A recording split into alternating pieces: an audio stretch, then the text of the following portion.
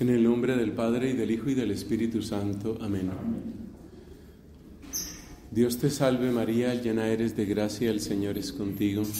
Bendita tú eres entre todas las mujeres, bendito es el fruto de tu vientre, Jesús. Santa María, Madre de Dios, ruega por nosotros los pecadores, ahora y en la hora de nuestra muerte. Amén.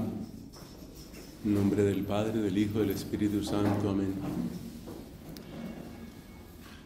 La primera impresión que uno tiene es que al hablar de un Dios único en tres personas hay una contradicción por alguna parte. Esa es la primera impresión que uno tiene. La respuesta corta, para que nos sirva de referencia permanente, es esta: la unidad es unidad de la naturaleza, la Trinidad es Trinidad de las personas. Esa frase condensa casi todo lo que la Iglesia ha podido decir sobre el misterio de Dios. Repito, la unidad es unidad de la naturaleza o de la sustancia o de la esencia, todas esas las puedes decir. La Trinidad es Trinidad de las personas. Pero vamos a ir por partes. Y aquí tenemos que regresar al título fundamental de nuestro curso. Este curso en esta universidad se llama Misterio, Misterio de Dios. Y tenemos que llegar a la palabra misterio para ver qué es lo que vamos a intentar. Para muchas personas, un misterio es algo difícil de conocer, pero posible de conocer. Por ejemplo, el misterio de una muerte misteriosa precisamente. Entonces se esclareció el misterio. ¿Cómo asesinaron a tal persona? Por fin se aclaró el misterio. Entonces el misterio en esa acepción significa algo difícil de conocer. Para otras personas, que creo que son la mayoría, la palabra misterio hace referencia a algo imposible de conocer. Es decir, como una especie de freno para la inteligencia. No pregunte, porque eso es un misterio. Cuando nosotros hablamos de misterio de Dios y concretamente del misterio trinitario, no nos estamos refiriendo a ninguna de estas acepciones. Es decir, no estamos hablando de algo difícil de conocer, pero que puede ser conquistado por nuestra inteligencia, ni estamos hablando tampoco de algo que de ninguna manera se puede conocer, algo que queda por fuera de nuestro conocimiento. La imagen que considero más útil, por eso la comparto, para hablar de misterio, es como una especie de pozo inagotable. Es la imagen que a mí más me gusta. Creo que captura bastante bien lo que queremos decir en la Iglesia cuando hablamos de un misterio, el misterio eucarístico, el misterio de la Trinidad, el misterio de la Encarnación, el misterio de la vida eterna. Es como un pozo inagotable. ¿Qué queremos decir con esto? Queremos decir algo que puede ser entendido infinitamente, indefinidamente. Algo que nunca terminaremos de entender, pero sí entendemos algo, sí entendemos algo. Es muy importante que no miremos el misterio como una pared y por consiguiente que no miremos el misterio como algo intocable. Nosotros nos acercamos como Moisés a la zarza, esa imagen bíblica creo que es muy bonita, con respeto, con humildad, con fe, con los pies descalzos, pero nos acercamos. Nos acercamos al misterio del corazón humano, al misterio de la Eucaristía, al misterio mismo de Dios. Entonces, cuando hablamos de misterio, hablamos como de un pozo inagotable.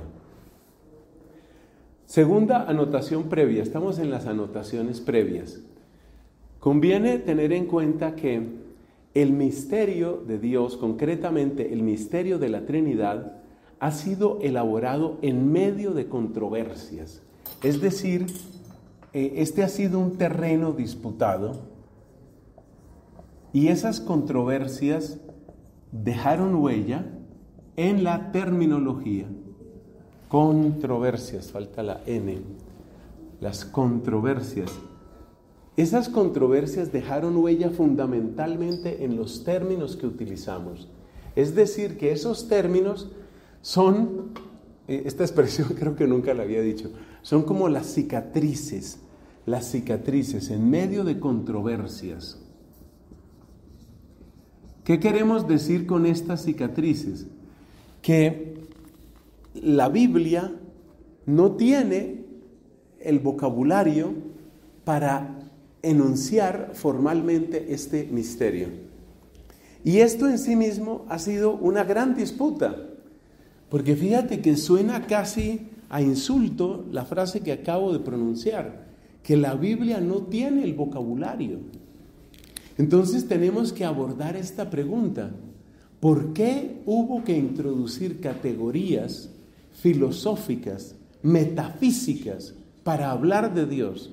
¿Es que no nos bastaba la palabra de Dios? Entonces planteamos esa pregunta.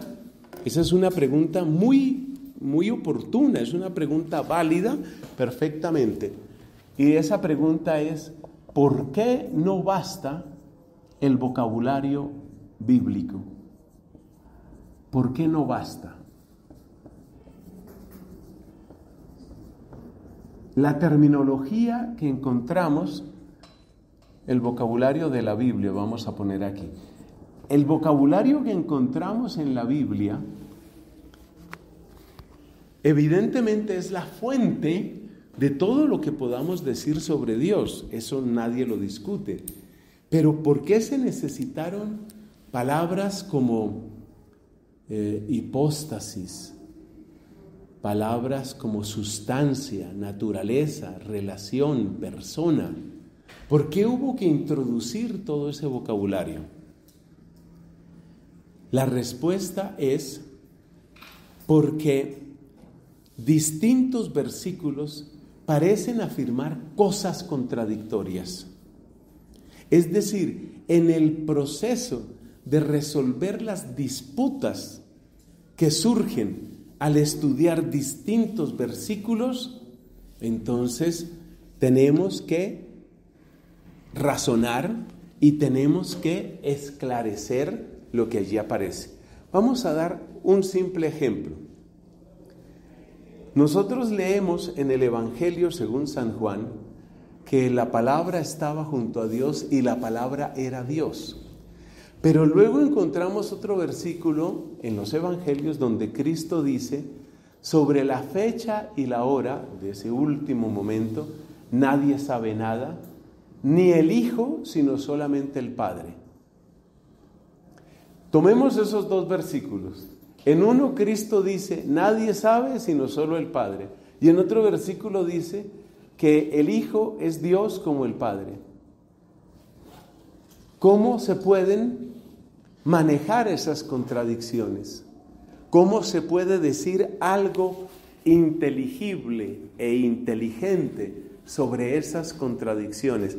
Si no las quieres llamar contradicciones, llamémoslas tensiones. La única manera de resolver esas tensiones es ver en qué sentido se dice una determinada afirmación. Pero esos matices de sentido no los da la Biblia. Entonces, mire esto que es la mejor respuesta. Yo trato de darle siempre a mis estudiantes las mejores respuestas que conozco. Mire esta respuesta. ¿Por qué se necesitó hacer un nuevo vocabulario? Porque en la Biblia aparecen versículos que están en tensión unos con otros y la Biblia no tiene vocabulario para hacer los matices. Es decir, la Biblia no tiene el vocabulario para describir en qué sentido se dice una determinada palabra. Como la Biblia no tiene vocabulario para los matices, es decir, para explicar en qué sentido se dice una palabra, el lenguaje que nosotros necesitamos para expresar esos matices es un lenguaje que de alguna manera tenemos que tomar de alguna parte. Hay que tomar de alguna parte un lenguaje para los matices. Entonces, la respuesta a la pregunta planteada es la siguiente. La respuesta a la pregunta planteada es la siguiente. Necesitamos un vocabulario para expresar matices. Con la palabra vocabulario, con la palabra matiz, lo que queremos decir es en qué sentido se dice algo, con qué restricción se utiliza una palabra. La Biblia no tiene esos matices. Necesitamos un vocabulario para expresar matices. Si no expresas esos matices, esa especie de restricciones de sentido, si tú no expresas esos matices, te quedas simplemente con la contradicción. Y si te quedas con la contradicción, la palabra no te ilumina. Y la palabra que no te ilumina es una palabra que tampoco tiene ningún fruto en ti. Entonces es evidente que se necesita introducir estos matices. Por eso definía a la teología, el gran San Anselmo de Canterbury, definía la teología como la fe que quiere entender. Fides querens intellectum. La fe que quiere entender. Porque si yo me encuentro dos versículos que están en tensión, no entiendo. Es como si usted, la mamá, le dice, cállese y explíqueme. Que sobre eso hay memes muy chistosos, ¿no? Cállese y explíqueme. A ver, ¿cómo así? Si me callo, no puedo explicar. Si explico, no me puedo callar. Entonces tiene que haber alguna explicación de cómo quiere mi mamá que yo me calle y explique. Cállese y explíqueme. ¿Cómo funciona eso? Bueno, es un ejemplo muy infantil. Entonces, necesitamos vocabulario para los matices. Observe, por ejemplo, esto. ¿Cómo resuelven los padres de la iglesia, que ustedes saben que siempre son nuestra referencia para la teología? ¿Cómo resuelven el tema ese de que el padre es el único que sabe el día final? Pues hombre, en cuanto, cada vez que usted oiga en teología la expresión en cuanto tal cosa, eso ¿se llama qué? Eso se llama un matiz. Ese es un matiz. En cuanto hombre, la inteligencia humana de Cristo en ese momento, porque es que la inteligencia humana de Cristo también tuvo una evolución. La inteligencia humana de Cristo, la inteligencia de Cristo, en cuanto, apenas tú dices en cuanto, estás introduciendo un matiz. En cuanto inteligencia humana, Cristo no sabía en ese momento eso, sino solo el Padre. Entonces, pero cuando tú dices en cuanto hombre, ¿qué palabra ya asoma ahí? A ver, ¿cuál es la palabra que ya asoma ahí? Naturaleza. Ya está asomando la palabra naturaleza. Entonces, el tratado sobre Dios, el estudio de Dios mismo, ha sido muy controversial. Y cada una de estas palabras ha sido forjada, podríamos decir, a golpes y a fuego. Estas palabras, por eso uno no debe extrañarse de que haya vacilaciones en el lenguaje. Usted se encuentra, por ejemplo, un caso notable, es San Cirilo de Alejandría. San Cirilo de Alejandría tiene una confusión entre naturaleza e hipóstasis. Entonces, San Cirilo de Alejandría habla de dos hipóstasis en Cristo. Pero si uno mira lo que él está tratando de decir, él se está refiriendo a dos naturalezas. Esto se estudia en Cristología. Él se está refiriendo a dos naturalezas. Normalmente, es decir, para la gran tradición de la iglesia, la palabra hipóstasis es una de las palabras que luego se ha traducido al latín como persona y al español como persona. Entonces, las hipóstasis de San Cirilo, resulta que hoy nosotros diríamos naturalezas. Nosotros no diríamos hipóstasis, nosotros utilizaríamos la palabra physis. Pero él utilizó la palabra hipóstasis. O sea, claramente hubo vacilaciones, hubo controversias. Por eso me atrevo a decir esta expresión, quizás soy exagerado. El vocabulario que tenemos hoy son las cicatrices de discusiones fuertes, discusiones muchas veces agrias, discusiones que incluyeron excomuniones, destierros, odios, rechazos, incluso muerte. Es un tratado muy, muy controversial. Pero la razón por la que es controversial es ¿por qué? Pues es controversial porque si nosotros tomamos la Biblia como aparece, pues hay una cantidad de textos que son incompatibles con otros textos. Y no hay manera de resolver eso sino utilizando matices. Pero la Biblia no da un lenguaje de matices. Aquí hay una cosa que quiero decir y ya te doy la palabra. Aquí hay una cosa que quiero decir. El lenguaje que estudia los matices y que precisa los matices se conoce como lenguaje formal. Llámase lenguaje formal el lenguaje que quiere controlar los significados de las palabras y por consiguiente sus matices. Entonces la teología es la formalización, es decir, es llevar al lenguaje formal lo que de una manera fontal, es decir, como fuente, hemos encontrado en la Sagrada Escritura.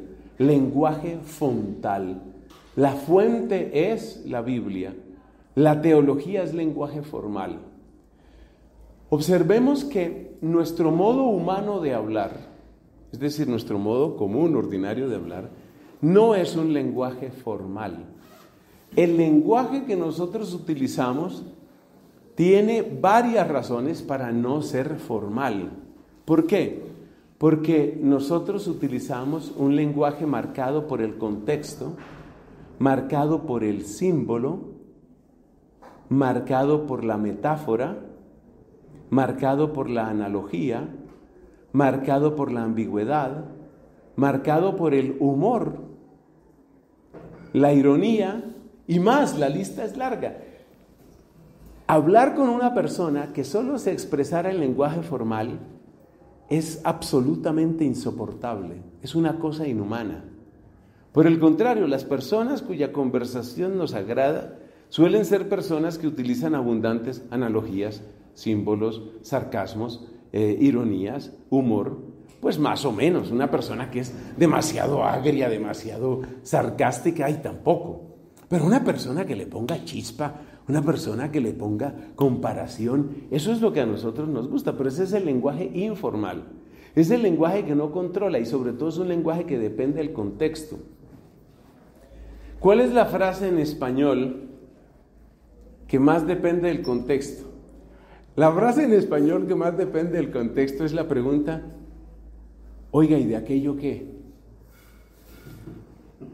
Si yo me subo a un ascensor y me encuentro dos personas que están ahí conversando y el uno le dice, oiga, ¿y de aquello qué? Pues por ahora nada. ¿Qué me enteré yo? Nada, no supe nada, porque todo depende del contexto, pero entre ellos, ese lenguaje sí existe, eso se llama lenguaje informal. El lenguaje de amigos y sobre todo el lenguaje afectivo de pareja está lleno de informalidad.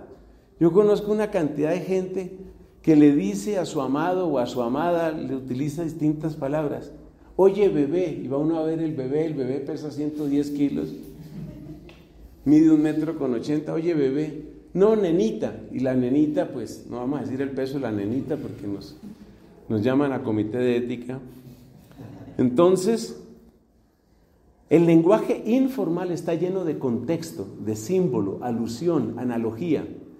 El lenguaje formal es el que trata de evitar todo eso, de manera que construye el significado a la manera de un edificio,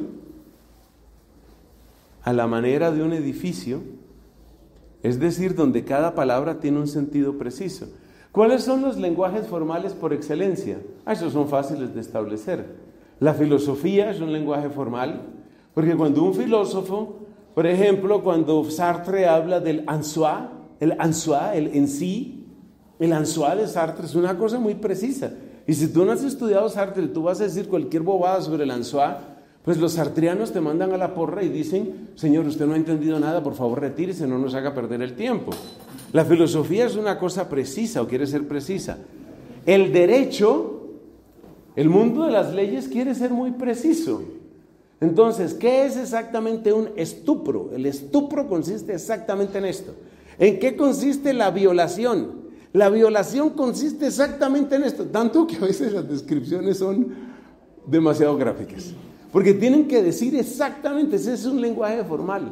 La ciencia es un lenguaje formal, la matemática es un lenguaje formal. ¿Qué es una elipse en matemáticas? Curva en el plano euclídeo que tiene tales características. Entonces es un lenguaje preciso. La teología quiere ser un lenguaje preciso. ¿Cuáles son las ventajas y cuáles son las desventajas del lenguaje preciso?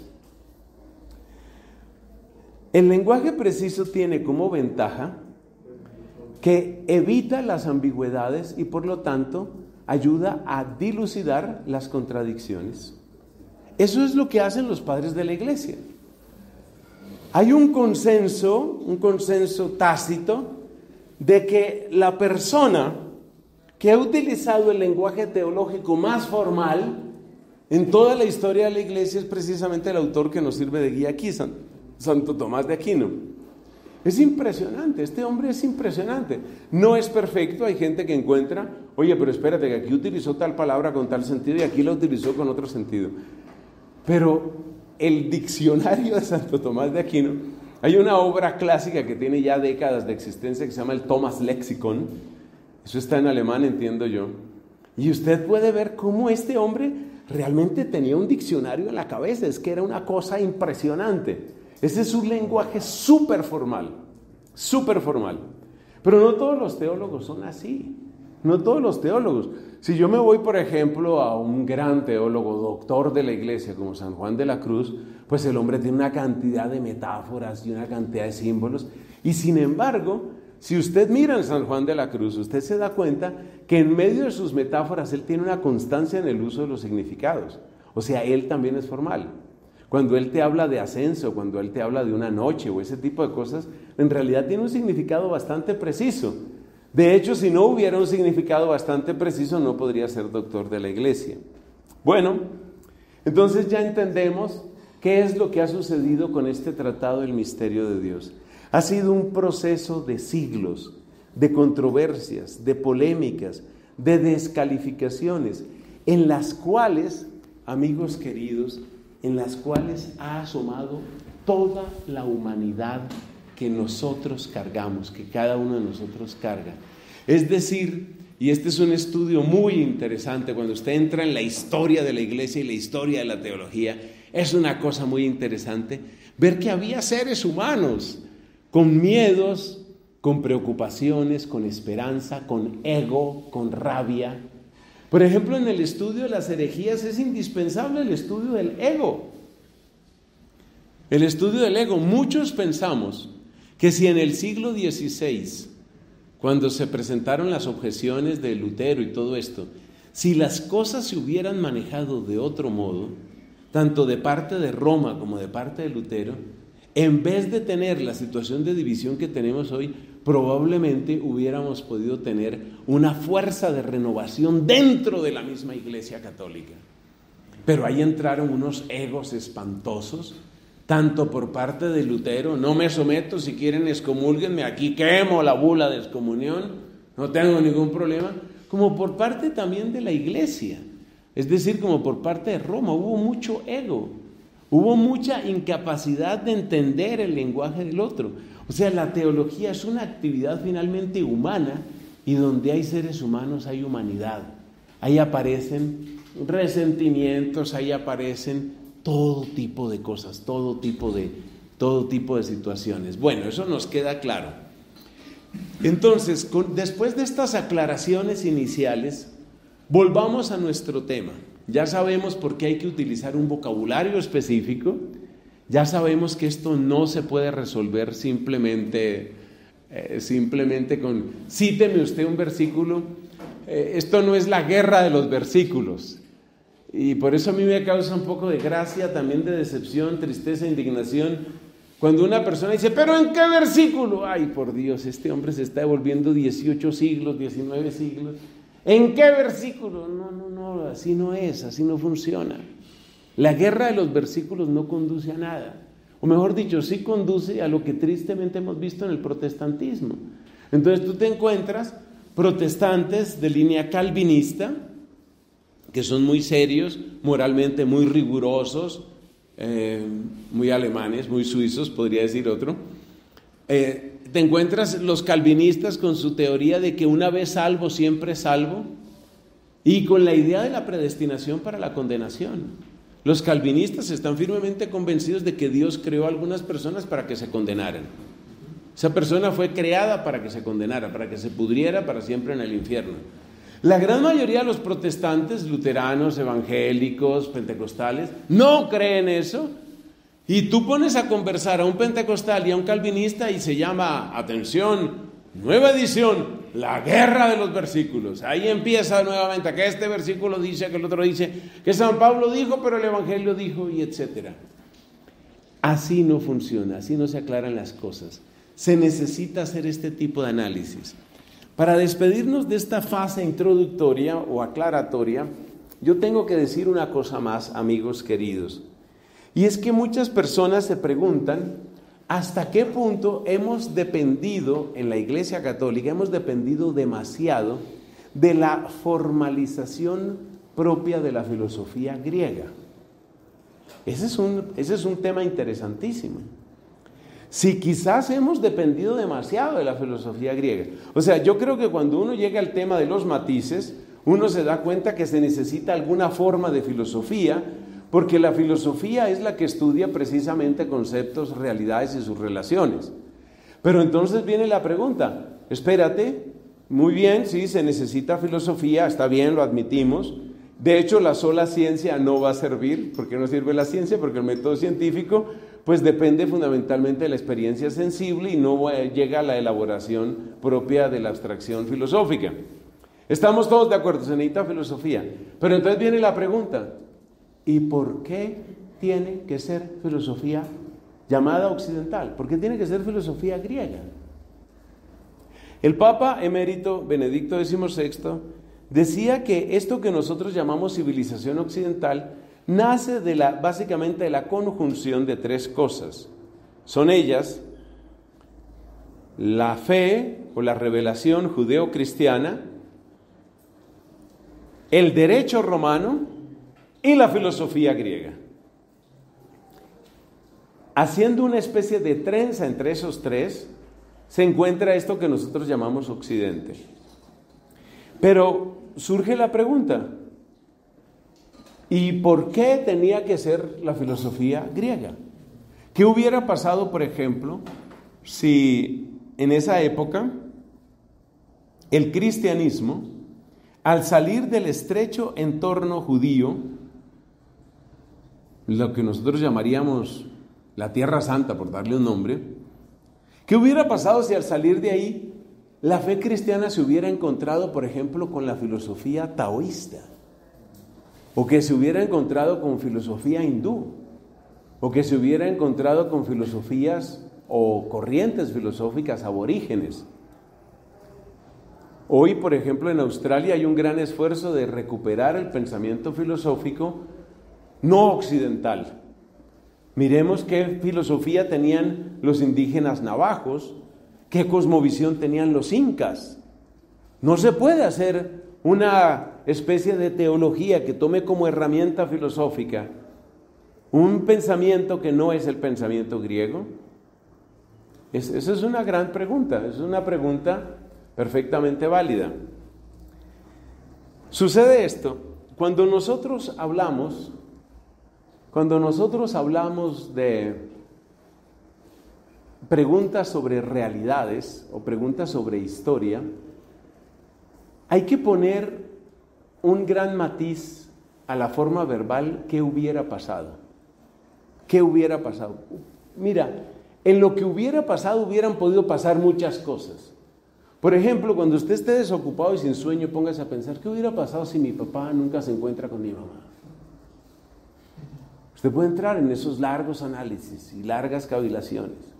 No le ayudarán a dormir mejor, pero usted puede entrar en esos análisis. Eso de qué hubiera pasado es una cosa que... Pero hay algo que debemos tener claro, y es que cuando en Mateo capítulo 28 nosotros encontramos el mandato de Cristo, vayan y anuncien el evangelio a todas las naciones, enseñándoles a guardar lo que yo les he dicho. Cristo en ningún momento dice, vayan y evangelicen el mundo griego.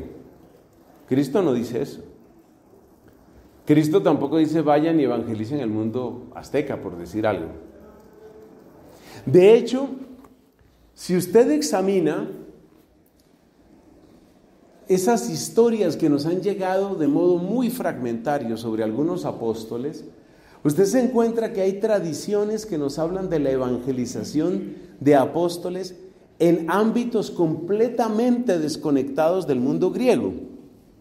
Así, por ejemplo, se nos asegura que el apóstol Tomás se fue a predicar por lo que era el antiguo imperio persa hasta llegar a la India. Y de hecho, hay en la India reductos cristianos que retrotraen su origen al apóstol Tomás. Bien, si usted examina estos dos apóstoles que vamos a celebrar la semana entrante, si Dios quiere, Simón el Celote y Judas Tadeo, se nos dice, según antiquísimos relatos, que ellos evangelizaron juntos. Este es un caso único de apóstoles que siguieron trabajando juntos, de los 12, el grupo de los 12, después de la resurrección y de Pentecostés. Y hay distintas teorías, pero parece que ellos estuvieron evangelizando en partes de lo que es Irak y de lo que es Irán. Entonces hay una pregunta que uno tiene que hacerse. Y esa pregunta es, a ver, los apóstoles no se limitaron a ir al mundo greco parlante, al mundo helenístico. No es cierto que se fueran únicamente a evangelizar al mundo greco parlante. Fueron a otros lugares. Si usted mira los orígenes de los cristianos coptos, si usted mira los orígenes del cristianismo en Etiopía, si usted mira los orígenes del cristianismo en la India, ya mencionamos, y en otros lugares, varios de esos sitios toman como origen suyo la predicación de apóstoles. O sea que sí hubo predicación de los apóstoles en esos lugares. Pero hay algo muy interesante, y es que esa predicación quedó reducida a muy pequeñas comunidades sin un impacto misionero, sin un impacto de crecimiento mayor. Este es un asunto muy interesante, muy, muy interesante. Si pasamos unos siglos, podemos mencionar otro lugar donde la predicación tuvo muy poca influencia de parte del mundo griego, pero ya había algo. Me estoy refiriendo a la predicación de San Patricio, el apóstol de Irlanda, así llamado. Yo tuve ocasión de conocer, yo diría bastante de esa cultura, porque alcancé a vivir 6 años allá, y ellos son muy orgullosos de su catolicismo, y evidentemente no hay una formación metafísica ni una formación filosófica de raigambre griega tan grande, eso es cierto. Pero si usted examina el cristianismo celta, por darle un nombre, el cristianismo celta de Irlanda, es un cristianismo que se quedó ahí en esa cultura y que solo empezó a volverse un cristianismo misionero a partir de la formación escolástica clásica. Es decir, cuando el cristianismo celta empezó a recibir la formación escolástica, que significa toda la carga de la civilización occidental, esa mezcla fue la que creó al misionero irlandés. El misionero irlandés no salió del solo cristianismo celta, sino que hubo en la llegada de Trento, en la llegada de los seminarios, en la llegada del evangelio, con ese intenso color occidental, ahí fue donde surgió el misionero irlandés. Y por supuesto que pocos países han tenido tanta fuerza misionera como Irlanda. Entonces lo que uno concluye con esto es que pues todos hemos oído hablar a partir de San Justino, mártir, el laico filósofo, todos hemos oído esa expresión de las semillas del verbo, ¿no? Las semillas del verbo, es decir, que en las distintas culturas, que en las distintas incluso religiones hay semillas del verbo. Pues uno tiene que reconocer a la vista de la historia que hay una semilla particular del logos en la cultura griega. Eso toca admitirlo, es decir, a la vista de los hechos. Aquí no es una reflexión puramente teórica la que nos va a servir, sino a la vista de los hechos. Yo los he presentado aquí de una manera muy resumida, lo que dije de Tomás en la India, o de Simón y Judas en tal parte, o del cristianismo copto, del cristianismo etíope. Uno tiene que preguntarse eso, ¿por qué el cristianismo realmente floreció, vino a florecer? Pues en últimas vino a florecer ¿dónde? Pues vino a florecer donde estaba este mundo griego. Y parece que la razón está en el hecho de que las preguntas propias de la filosofía griega son preguntas de particular universalidad y racionalidad. Es decir, la conjunción entre racionalidad y universalidad en ningún lugar parece darse con tanta fuerza como en la antigua Grecia. Y esto desde los filósofos llamados presocráticos, porque ustedes pues ya habrán hecho sus estudios de filosofía. Si usted recuerda, la gran búsqueda de aquellos filósofos presocráticos era la búsqueda de la arjé. Ellos buscaban la arjé. La arjé es como el primer principio, pero un principio que fuera a la vez racional y que diera razón de todo. Universalidad y racionalidad están muy unidas en la tradición, podríamos decir en el genio filosófico griego. Usted se encuentra pensamiento universal en muchos otros lugares.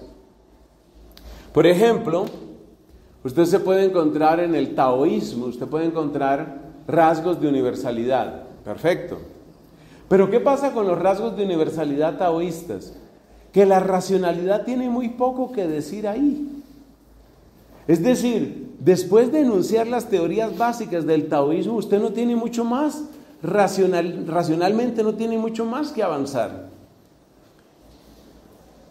O usted toma el confucianismo. El confucianismo tiene, evidentemente, un componente racional.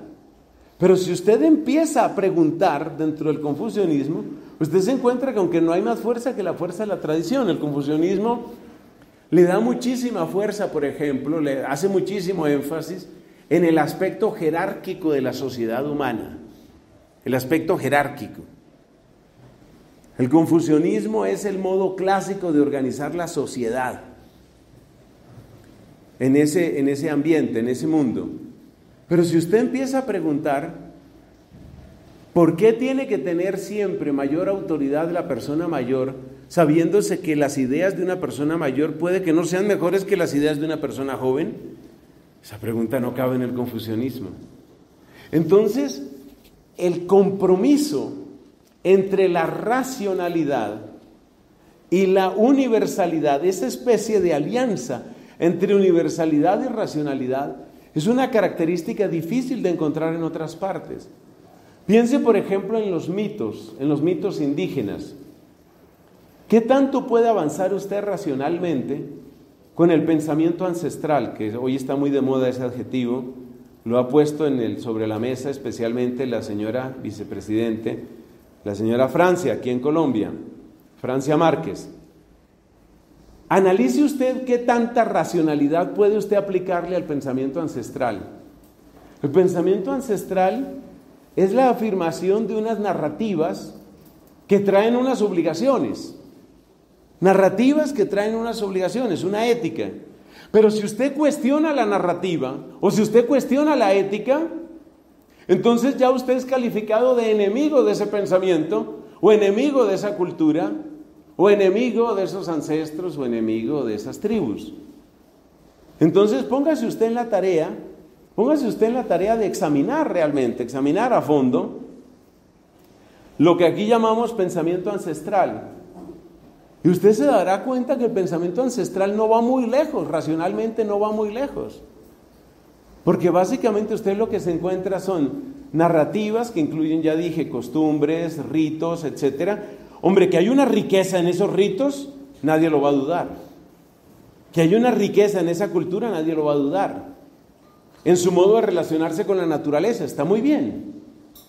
Pero ¿hasta dónde puede penetrar usted racionalmente? Usted empieza a encontrarse inmediatamente con barreras. Hace ya bastantes años, un buen número de años, yo tuve, por ejemplo, una estudiante, aquí en esta universidad, una estudiante que era realmente entusiasta de la práctica del yagé.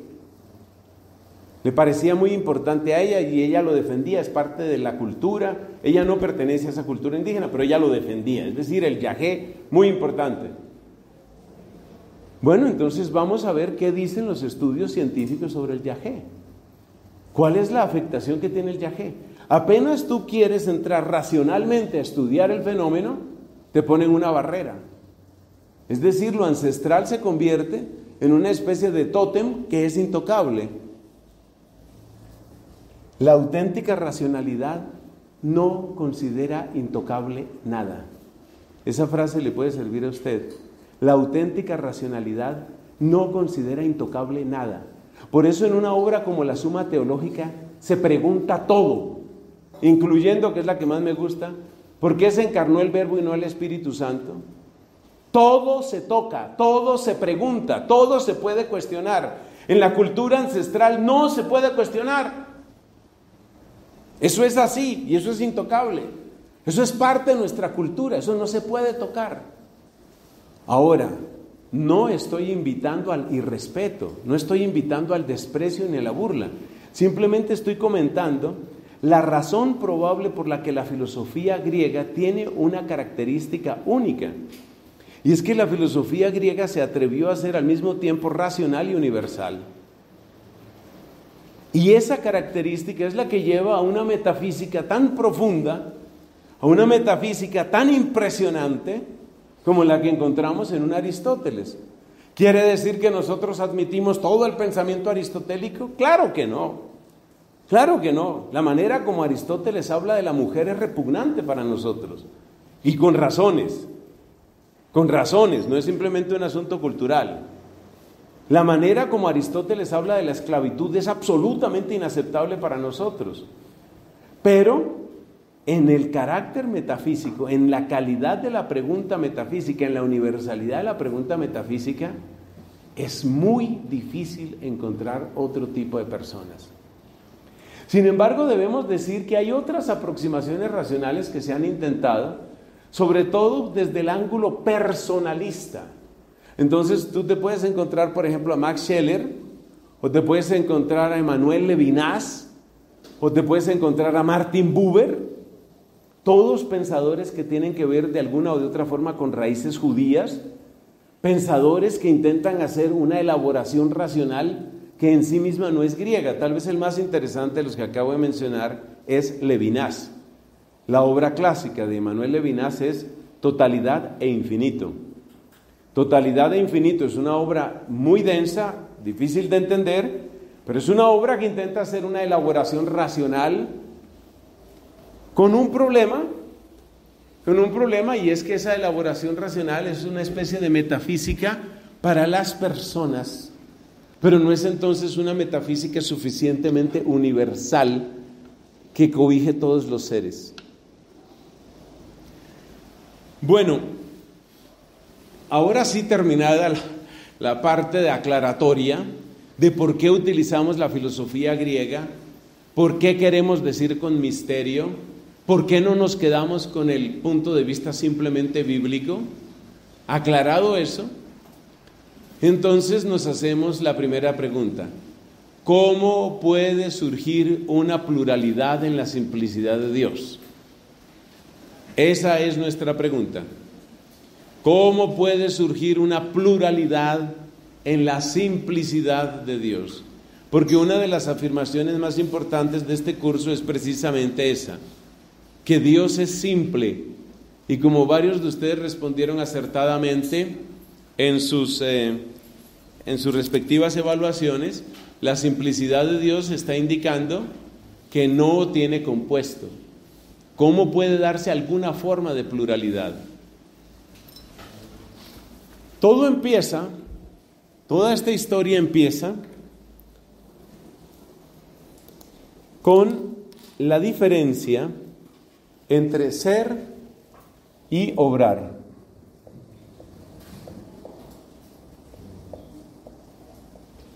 Cuando nosotros hablamos de obrar, hablamos de operaciones.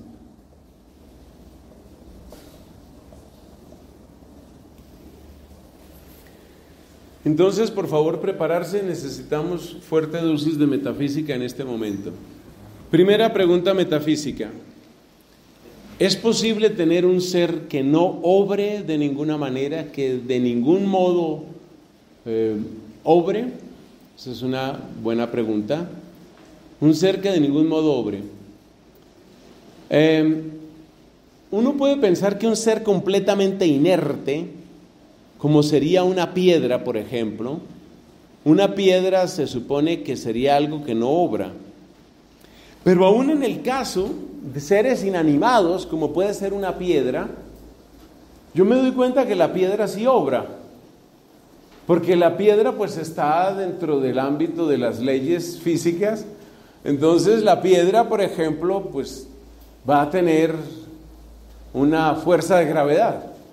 Claro, la fuerza de gravedad de la piedra es ínfima, pero tiene una fuerza de gravedad, o sea, la piedra obra de alguna manera. La verdad es que ni siquiera en el mundo material podemos encontrar un ser que no obre de ninguna manera. Hay siempre alguna forma de acción o de interacción que tiene que ver con ese ser.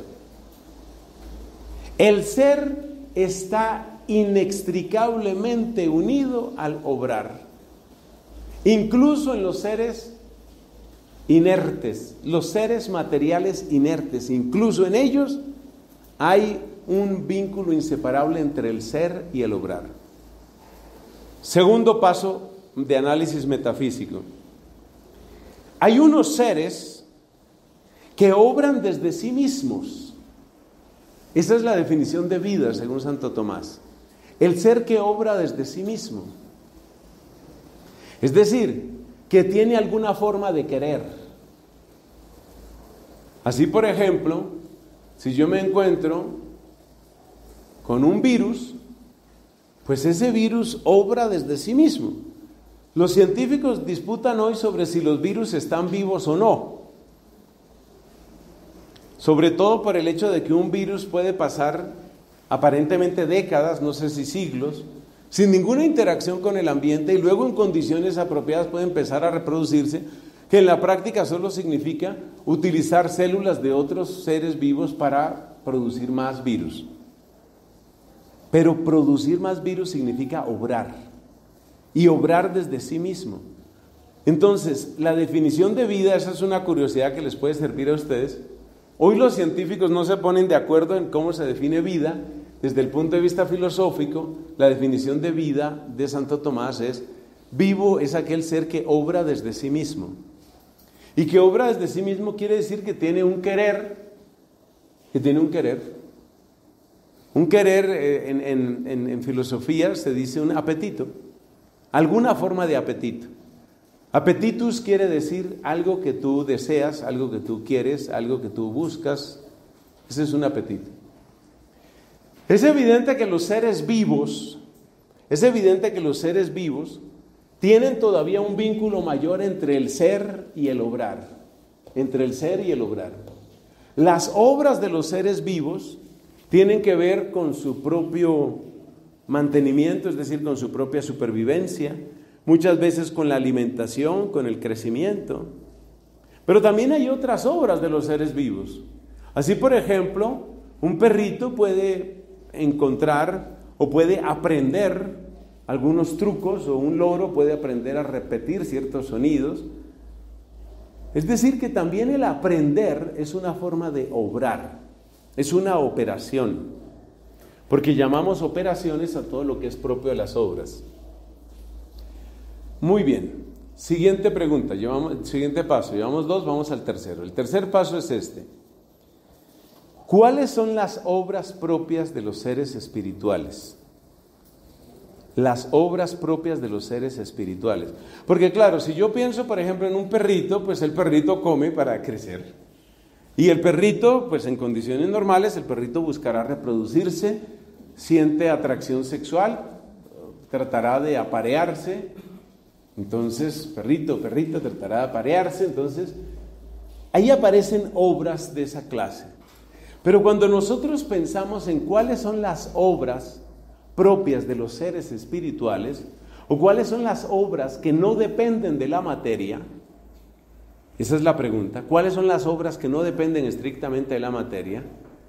Llegamos a 2 obras que no dependen de la materia. Una de ellas es el entendimiento y la otra es la voluntad. Fíjate que no utilizamos la palabra inteligencia ni utilizamos la palabra conocimiento. Hablamos de entendimiento.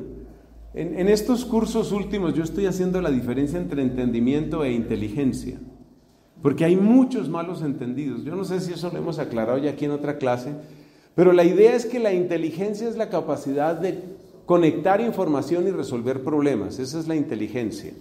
Y eso lo tiene un computador, eso lo tiene un animal, eso lo tiene un delfín, eso lo tiene un halcón, incluso una planta. Hay un cierto modo de inteligencia que se puede detectar en las plantas. Entonces, si la inteligencia es procesar información y resolver problemas, la inteligencia es algo muy amplio.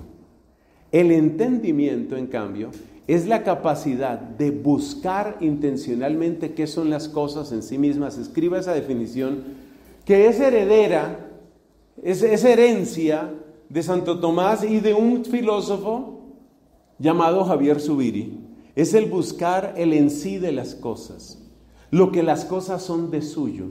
La inteligencia es la capacidad de buscar intencionalmente.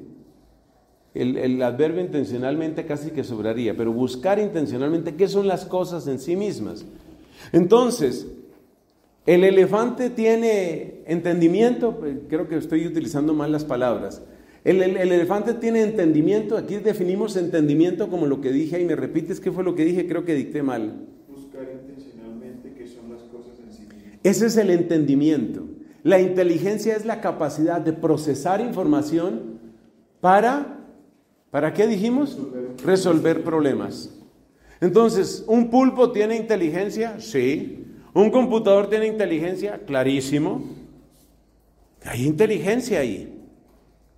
Ahora, entendimiento. ¿Qué es entendimiento? Otra vez la definición, Ángel, por favor. Buscar intencionalmente qué son las cosas en sí mismas. Ese es el entendimiento. Entendimiento.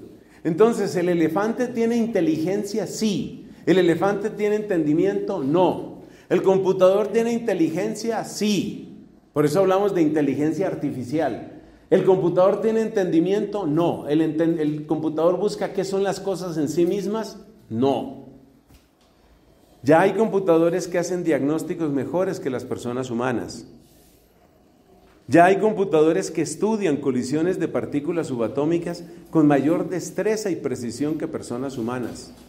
Ya hay computadores que analizan mejor esa clase de experimentos mejor que personas humanas. O sea que la inteligencia del computador te supera. No es raro que la inteligencia del computador te supere. Eso no te tiene que deprimir. Que la inteligencia del computador te supere no tiene nada de raro. La fuerza del tractor me supera hace mucho tiempo. El filo del hacha me supera hace mucho tiempo. El ojo del águila me supera hace mucho tiempo. El olfato del perro se dice que es 5,000 veces más fuerte que el olfato humano. ¿Cómo miden eso? Mire, le voy a contar cómo se mide el olfato de un perro, que de todo hay que aprender el misterio de Dios. ¿Cómo se sabe que el olfato de un perro es 5,000 veces más fuerte que el olfato de un humano? Se hace de esta manera, mire. Usted toma un ser humano sano que registre, por el parecer de muchas personas, incluyendo él mismo o ella misma, vamos a suponer una mujer que tiene un olfato súper desarrollado. Usted toma a esa mujer, muy bien. Y entonces, esa mujer usted la lleva a un cuarto donde se encuentra tiner, pero no una botella de tiner, se encuentra una gota de tiner.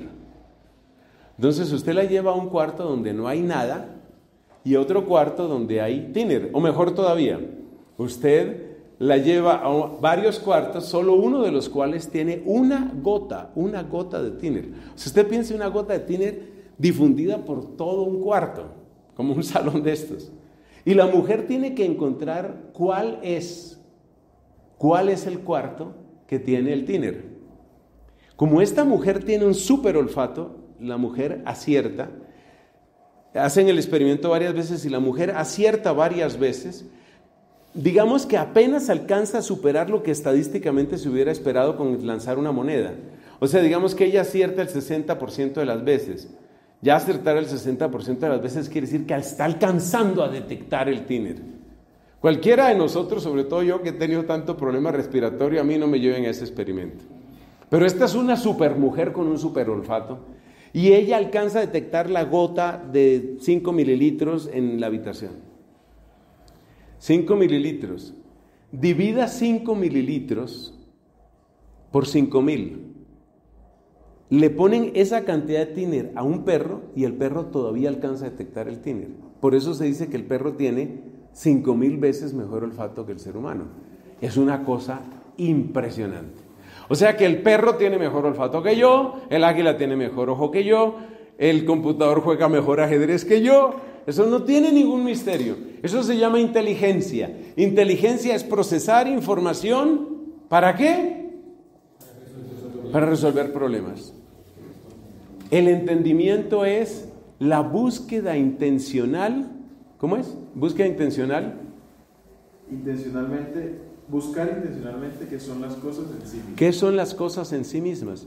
Entonces, ese perrito puede detectar, si yo divido 5 mililitros, entre 1000 me quedan 5 microlitros. Pero ahora tengo que dividir ese 5 microlitros entre 5 y me queda 1 microlitro. Ese perro que puede detectar 1 microlitro de tiner en una habitación, no se pregunta qué es el tiner. Yo sí me lo puedo preguntar y tú también, ¿qué es el tiner? Entonces tú te lo puedes preguntar y entonces encuentras la composición química del tiner, etcétera, etcétera. El entendimiento en sí mismo es algo que no depende de la materia, porque utilizando la terminología de materia y forma, nos damos cuenta que el entendimiento es realmente la percepción. La palabra percepción es inadecuada, pero para que nos entendamos, es la percepción de la forma. Es decir, entender es llegar a la estructura, a la configuración. A la estructura, a la configuración, lo que en filosofía llamamos la morfé, la forma. Entonces nos damos cuenta que hay una operación que es propiamente espiritual, en el sentido espiritual aquí significa no material. Hay una operación que es propiamente no material, que es la propia del entendimiento. Recuerde que estamos utilizando la palabra entendimiento según esa definición. Buscar intencionalmente lo que son en sí las cosas. Ahora, esa definición que hemos dicho de buscar intencionalmente lo que son en sí las cosas, esa es la definición del entendimiento humano, que creo que por ese lado iba tu intervención, Ángel. Esa es la definición del entendimiento humano. Si nosotros queremos definir el entendimiento en general, el entendimiento en general es la capacidad de conocer lo que son las cosas en sí mismas. Ese es el entendimiento en general. Y ese es el entendimiento propio de todos los seres espirituales. Eso significa los ángeles, eso significa Dios mismo. Eso significa Dios mismo, la capacidad de conocer lo que las cosas son en sí mismas. Muy bien, o lo que los seres son en sí mismos. Entonces ahí encontramos una operación que es propiamente espiritual. Hay otra operación que es propiamente espiritual y es la que llamamos voluntad. ¿La voluntad qué es? La voluntad es la capacidad de querer según entendimiento. Por eso se dice que no se puede amar lo que no se conoce, porque la voluntad de algún modo está sujeta al entendimiento. Sujeta al entendimiento. El perrito, la mascota, la gatica puede querer a su dueño. Eso está maravilloso. Puede querer, claro, puede querer. Y los animales, por ejemplo las mascotas, quieren ciertos lugares, quieren a ciertas personas, prefieren ciertas comidas. Claro, ellos quieren. Pero una cosa es querer y otra cosa es tener voluntad. Así como hay una diferencia entre lo que es inteligencia, capacidad de procesar información para resolver problemas, y lo que es entendimiento, búsqueda intencional de la que las cosas son en sí mismas, así también hay una diferencia entre el simple querer y el querer voluntario. El simple querer, ¿qué indica? Pues el simple querer indica una especie de compatibilidad en el ser. ¿Y qué es el querer voluntario? Pues es el querer según razón o querer según entendimiento. Esta diferencia entre entendimiento e inteligencia ustedes no la van a encontrar en otros sitios, porque como les dije, eso depende mucho de los estudios a los que yo les debo mucho, de Javier Zubiri, donde él habla precisamente de la formalidad estimúlica, que es la de los animales, y la formalidad de realidad, que es la formalidad propia nuestra. Es la formalidad propia nuestra, la formalidad de conocimiento propia nuestra. Entonces, ¿qué es lo que queremos decir con todo esto? Que hay dos operaciones que necesariamente existen en el espíritu, empezando por el espíritu humano. No se puede hablar de ser humano si no hay, por lo menos en potencia, la posibilidad de entendimiento y la posibilidad de voluntad. Entendimiento y voluntad son las dos realidades fundamentales, las dos operaciones fundamentales. Y esas dos operaciones fundamentales son las que nos van a servir para asomarnos al misterio trinitario. Veamos cómo sucede esto. Una vez que se habla de operaciones, tenemos que pasar a la palabra fundamental dentro de este tratado de la Trinidad, que es la palabra procesiones.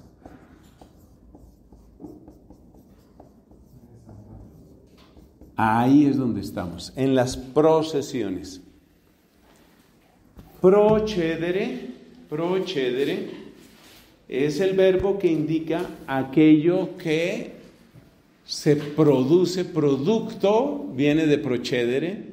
Proceder, por supuesto, viene de procedere. Procedimiento viene de procedere.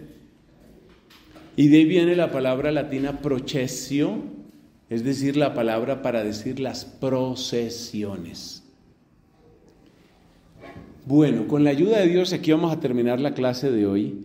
Con la ayuda de Dios vamos a tratar de entender qué queremos decir con esto de palabra de las procesiones en Dios. La clave, amigos queridos, la clave está en una pregunta. O mejor dicho, una pequeña familia de preguntas. Tomemos las dos operaciones propias del ser divino. Porque nosotros podemos estar seguros de una cosa. Dado que Dios existe, y dado que Dios es espíritu, porque acuérdate que se demostró que Dios no es cuerpo, dado que Dios existe y que Dios es espíritu, en Dios tiene en el sentido de necesidad, es necesario que en Dios haya entendimiento y voluntad. Hay un modo más bonito de mencionar la palabra voluntad, que es la palabra amor. El amor en esta perspectiva teológica, el amor es el querer propio de la inteligencia. Bueno, Santo Tomás, por ejemplo, utiliza la palabra amor por lo menos de 3 modos distintos, pero aquí estamos hablando de ese amor como voluntad, como ese querer inteligente, como ese querer con entendimiento. Entonces, ¿cuáles son las preguntas claves aquí? Hagamos este análisis. En Dios hay entendimiento. Como vamos a hablar aquí de Dios, entonces vamos a utilizar igual la palabra inteligencia sin confundirnos con la inteligencia artificial, la inteligencia animal, etc. En Dios hay inteligencia o en Dios hay entendimiento. La pregunta es esta: si hay entendimiento, ¿quién entiende y qué es lo entendido? Y aquí hay que hacer una aclaración muy importante a raíz de tu pregunta. Muchas gracias, Andrés. Y es que cuando nosotros hablamos de entendimiento humano, el entendimiento humano es una operación propiamente espiritual que no está localizada en el cerebro. El entendimiento depende de la operación cerebral, pero el entendimiento no es una operación cerebral. Depende de la operación cerebral, pero no es una operación cerebral. Me acuerdo de un filósofo que lo explicaba, por ejemplo, con un aparato como este que tenemos aquí, este televisor, y decía, aquí tenemos la imagen, esta imagen que está proyectada, qué sé yo, a partir de una tableta o lo que sea, y decía él, este televisor depende de la conexión eléctrica. Claro, si yo lo desconecto, se acaba la imagen, pero eso no significa que este televisor sea solamente una conexión eléctrica. Eso es lo que sucede con el entendimiento. El entendimiento humano depende de nuestro sustrato corporal, pero el entendimiento humano no es una operación corporal. Y si el entendimiento humano no es una operación corporal, lo que eso significa es que entonces es una operación propiamente espiritual y que como tal no tiene ubicación. No tiene ubicación en nosotros, no tiene ubicación en los ángeles, no tiene ubicación en Dios. Entonces, cuando nosotros nos hacemos esas preguntas, ¿dónde empieza y a dónde conduce una operación? Esa es una procesión. Escriba eso, que eso se le olvida a uno inmediatamente. Hoy por la tarde ya se le olvidó. Cuando uno se pregunta ¿en dónde empieza y a dónde conduce una operación? Operación en el sentido de obrar del ser, ¿no? Cuando uno se pregunta ¿en dónde empieza y a dónde conduce una operación? Esa es una procesión. Esas son las procesiones. Entonces, en Dios nos damos cuenta que hay necesariamente 2 procesiones. Una procesión que parte de la inteligencia o del entendimiento, y otra operación que parte del querer, de la voluntad, del amor. Entonces, en Dios hay 2 procesiones. Y cuando nos hacemos la pregunta ¿en dónde comienza y en dónde termina una procesión? Una operación, ahí tenemos una procesión. Ya usted se da cuenta para dónde va esto. Porque cuando hablemos de la procesión de la inteligencia, entonces vamos a decir que eso es lo que explica el origen eterno del Hijo. Pero habrá que hacer muchas explicaciones adicionales. Y luego es un poco más complicado, y hay muchos malos entendidos al hablar de la procesión del amor, que es la que da origen al Espíritu Santo. Gloria al Padre, al Hijo y al Espíritu Santo. Como era en el principio, ahora y siempre,